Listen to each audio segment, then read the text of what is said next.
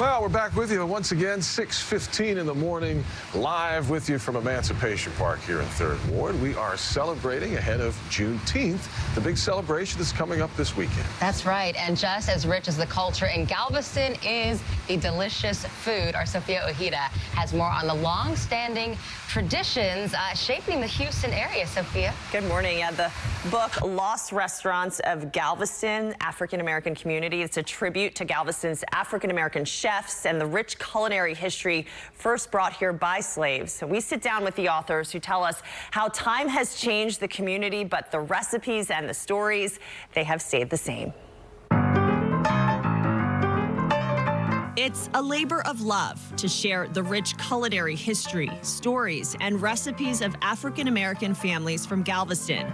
Those stories continue to live on and feed the community. Influencing the community, it's still here today, a tradition that was begun by cooking in your home. The authors interviewed families who own staples like Feast's Jambalaya Cafe, Rose's Confectionery, and the Squeeze Inn.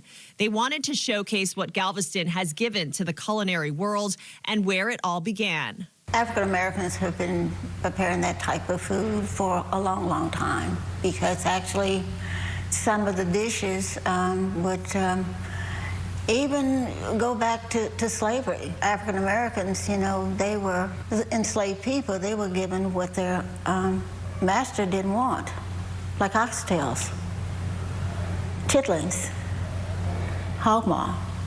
A lot of those things that they're still on the tables now. The book is not just about the great cuisine. It's about those owners and chefs who poured their soul into their food and their families. They come to realize that their history, their background is something that many in the community share and continue to talk about. Stories of how different recipes came to be from different restaurants, from fried shrimp to stuffed shrimp to oxtails. Maybe that didn't start in Galveston, but they were on the cutting edge of those delicacies being a part of every restaurant's menu across not only Galveston, Texas, but across the country.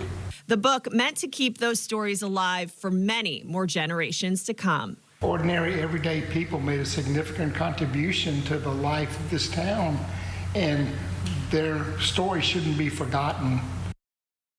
Some of those businesses still thriving today, with grandchildren creating new businesses under different names. The book is on sale, and we will have a link on our website, clicktohouston.com, with all of that information. Lisa.